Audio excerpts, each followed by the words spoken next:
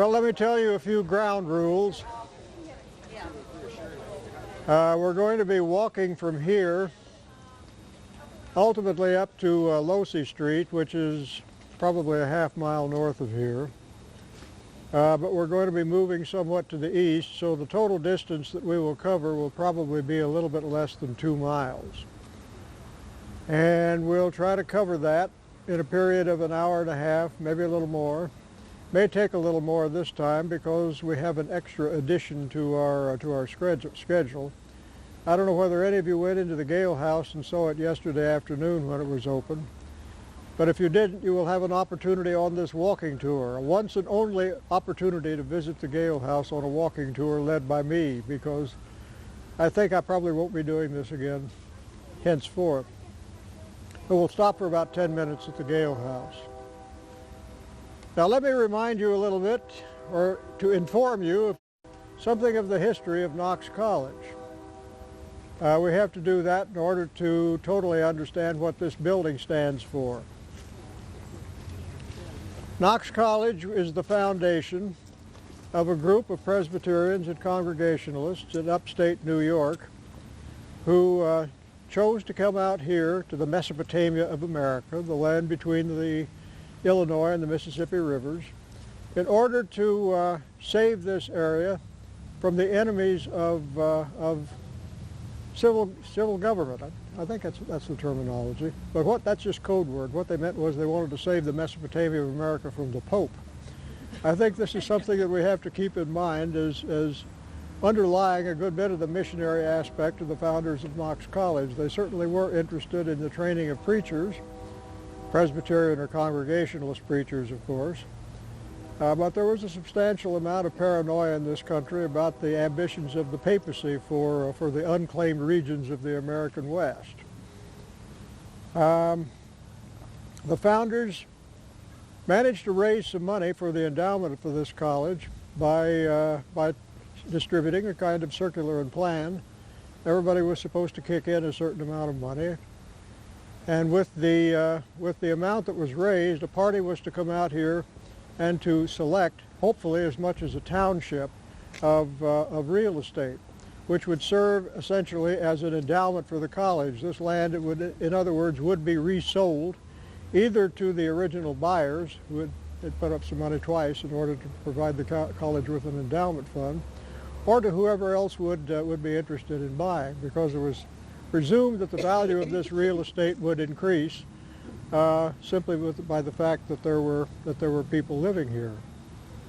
The tract that was purchased amounted to about 11,000 acres, substantially less than a township, but it was all prairie, mostly in Knox County.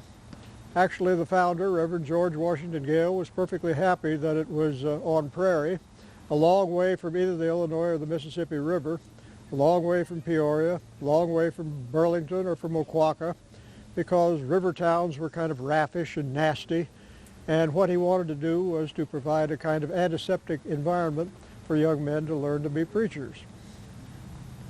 And he succeeded. We got located in a very remote spot, at least as far as such matters were concerned, in the 1830s, a long way from the routes of commerce.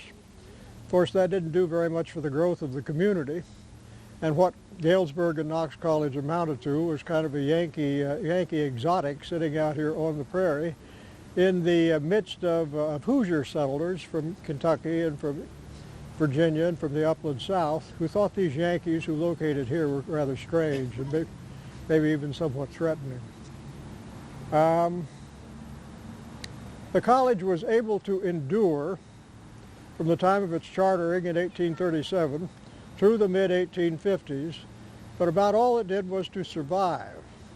What changed things was the construction of the Chicago, Burlington, and Quincy Railroad, which arrived in Galesburg in 1854. Brought a whole new and different group of people to town, a very diverse mix of kind of raffish and undesirable types like Swedes and Irishmen and a few blacks. And the place was no longer a peculiar kind of Yankee island in the midst of a Hoosier sea.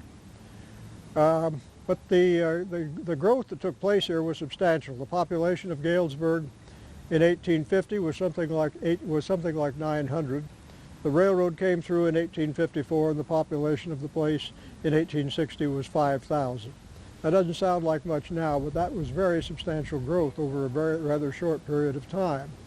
And the town of Galesburg in 1857 looked like a place that had grown up rather suddenly. It was false-fronted, raffish, flimsy, wood frame construction, a place that was thrown up very rapidly. But the college was able to realize a substantial income by selling off a good bit of its original patrimony to people who wanted to come here to work for the railroad or to otherwise take advantage of the opportunities that the railroad afforded. The college went into the land sale business and subdivided town lots immediately south and east of the college, raised a lot of money, built this building, built Whiting Hall, and established for itself a kind of aura of permanence that hadn't existed before. And I think this building, Old Main, is a very substantial example of the trustees' commitment to the fact that Knox College was here to stay. And not only was it here to stay, it was going to become a dominating institution. This is a building, the existence of which in an area like this could not have been any more bizarre, weird, or inconsistent, considering what the rest of Galesburg looked like at the time. But the trustees went out of their way to provide the college with a noble structure. And this is a building that, as my friend Professor Lance Factor says, kind of defies total architectural description. How many of you heard Professor Factor's talk yesterday afternoon? Many of you did. That's wonderful. I'm not going to try to add to what he had to say, except to say that he knows more about Old Main than anybody else in the world has ever known about Old Main, including the architect of the place. But what makes this place Gothic is its overall verticality. The battlements, the crenellations, the tall, narrow windows.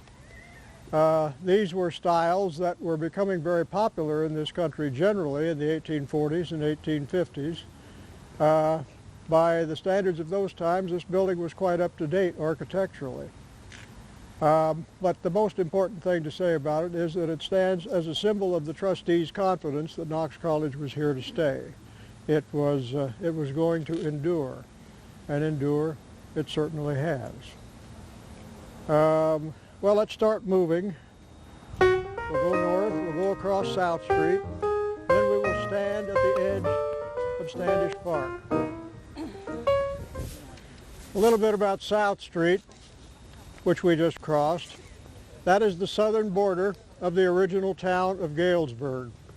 So what we have done, if this were 1857, is entered the original town of Galesburg from the Knox College campus.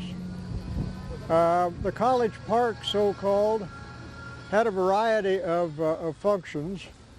It was open space, it was green space. Occasionally it was also a handy place to pasture the town cows. And one of the earliest photographs that we have of Old Main, which dates from the 1860s, shows a rather substantial board fence around the campus, around what amounted to the campus at that time. And I've always suspected that board fence was necessary to keep the town cows away from the campus, where a number of trees had been planted. There were a lot of very young trees surrounding Old Main at that time. What we're looking at here is Alumni Hall, the second oldest building on campus now. It was built, the cornerstone was laid by President Benjamin Harrison in 1890. Multi-purpose structure from the very beginning. The two wings, the east and west wing, housed the two men's literary societies that dominated at the time, Nautautii on the east and Adelphi on the west. And in the center was open space, which was a theater. Couldn't be used as a theater very long because the acoustics were perfectly lousy. And so that space was used for the college library instead for a number of years, literally until Seymour Library was constructed. The men's literary societies are obviously reflective of a time that is long past. something like this would no longer have anything like dominance on a campus like Knox College. But in the 19th century, men's literary societies had a status that was comparable to that of Greek letter organizations, I guess, or also athletic teams. They participated in competitive enterprises, forensic meets, debate tournaments, and the winners of debate tournaments from Knox College would be greeted at the railroad station when they came home from wherever it was they were. Brass bands would play, people would clap. It was a very big thing.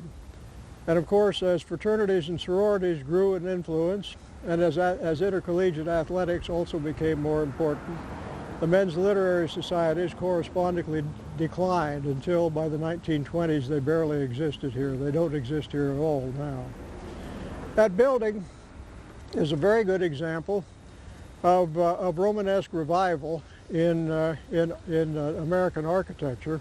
You can't see that as much as it used to be possible to do it, but it's a building that somewhat apes the styles of the Boston architect Henry Hobson Richardson. You've probably heard of Richardsonian Romanesque architecture. That building belongs in that category, but some of the battlements that used to be there have been torn down long since. But the great rusticated arch over the front steps is certainly Richardsonian, and the various other uses of red limestone are very much suggestive of that too. That building is standing vacant. It has been standing vacant since 1979.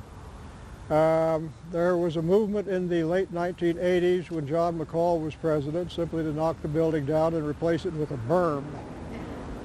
Well, I don't know what we needed worse. Well, we need that building. We don't need a berm. That's obvious. But the building needs to be substantially reconstructed on the interior, and that's a project that is going to cost millions of dollars, which the college currently doesn't have.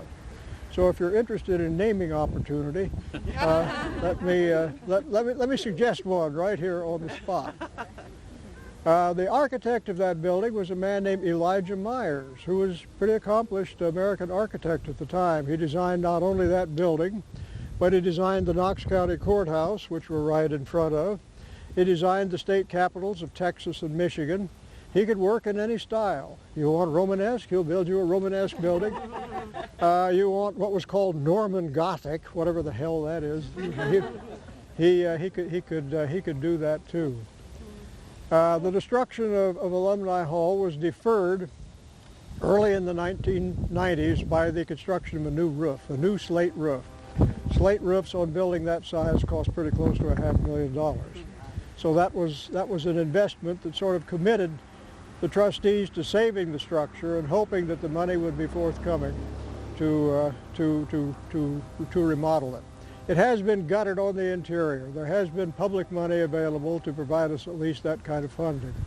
But the substantial work that needs to go on inside still awaits funding from some source or other. Is the Underground Railroad going to be in there, the museum? It will, yes. There will be, the Lincoln Studies Center will locate there, and there will be a substantial visitor center which will also commemorate the Underground Railroad.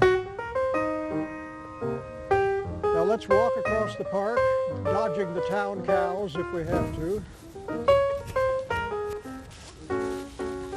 This is a pretty good location from which to behold Whiting Hall, which may be a place that has great sentimental resonance for some of you, maybe not all of you. I had 3 daughters who attended Knox College. 2 of them had the Whiting Hall experience. The third one was too young. The building was closed in 1979, same time Alumni Hall was. It now belongs to a company that provides low-cost housing to the elderly. It used to be understood that Knox College had some kind of claim on the place after a certain term of years, but nobody in the administration seems to know anything about that now. Whiting Hall started out in 1857 as the female seminary, and the original portion of the building to be constructed was the central portion. The east and west wings were added much later in the 1880s. The female seminary might as well have been a separate entity, separated as it was from Old Main and the other part of the campus by the College Park. The gals were conveniently and safely on that side. The guys were on this side. The twain shall not meet. The program that was taught in the female seminary was a rather specialized one. It was a 3-year non-degree program. It involved such languages as French, which was not taught on the other side of the campus. The ornamental branches, which included art, music, needlework, that sort of thing. Eventually, females became rather impatient with being sequestered in quite that fashion, and there were movements in the direction of getting women a little bit more involved in the activity of the institution. But still, as late as the 1860s, for a woman to get a degree from Knox College required a special act of the trustees. It was not until 1870 that women were admitted to the institution on essentially a basis of equality with men. And even then, it was expected that it would take them 6 years to get a degree, whereas men would do it in 4. All this began to change after the coming of John Houston Finley to the college as its president, its first modern president, in 1892. Finley, to all intents and purposes, shut down the female seminary, turned it into something else. It became eventually the women's dormitory, and then more recently the freshman women's dormitory, and now it has the identity that it has.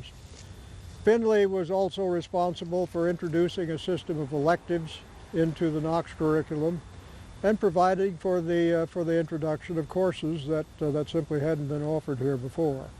And Knox was kind of dragged into what amounted the 20th century by this man, to whom we owe a great deal. Any questions? Did ever a Civil War hospital? Rumor always There said was a Civil War hospital there. It was. Yes. However, anything that you've heard about the Underground Railroad in Whiting Hall is wrong. We went looking for it Did down you? in the cellar.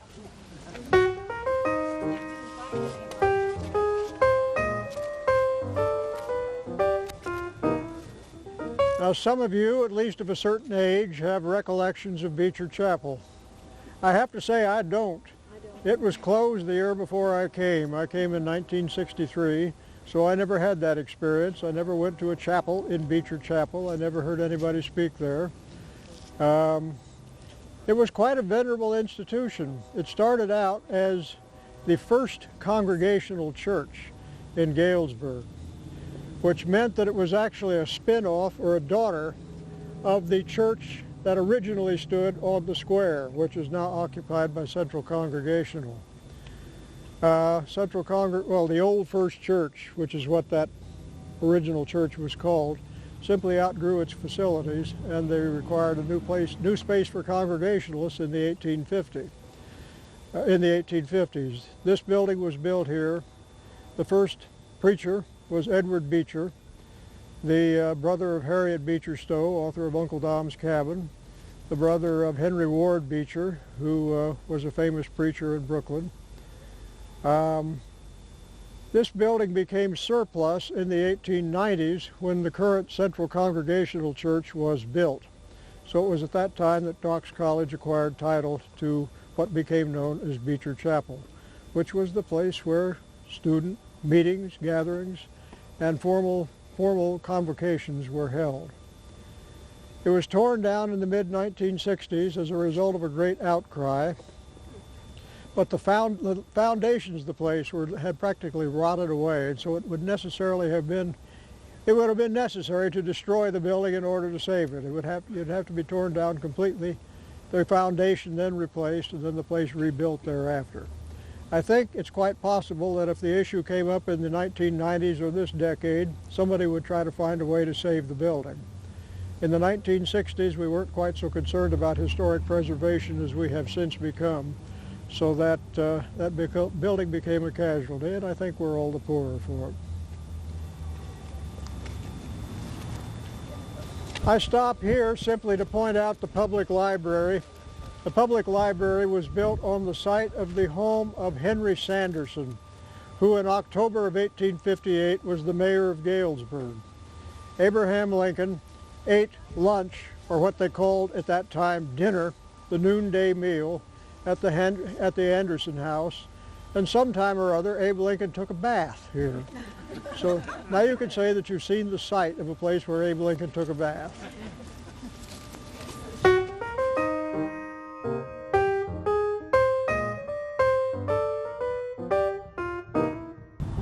The Presbyterians and Congregationalists who came out here together to found a college and a town simultaneously.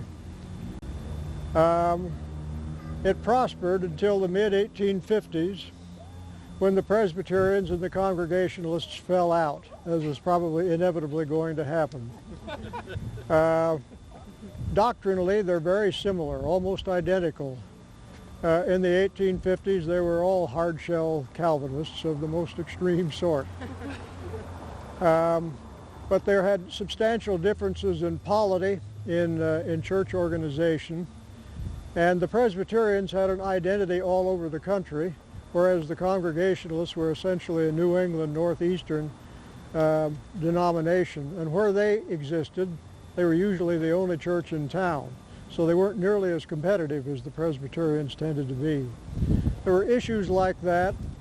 There were issues also between the founder of Galesburg, Reverend George Washington Gale, and the second president of Knox College, Jonathan Blanchard. Both of these men were anti-slavery, but Blanchard was a hardcore abolitionist. He thought slavery should be abolished yesterday. Gale wasn't quite that much of a firebrand. They didn't like each other much. The long and the short of it is that the Presbyterians pulled out in 1857, relocated north of Main Street on Prairie Street. We'll be walking by their church after a while, and established what they called the Second Presbyterian Church in Galesburg, suggesting what they thought the denomination of this particular entity happened to be. Old First Church continued to call itself First Church until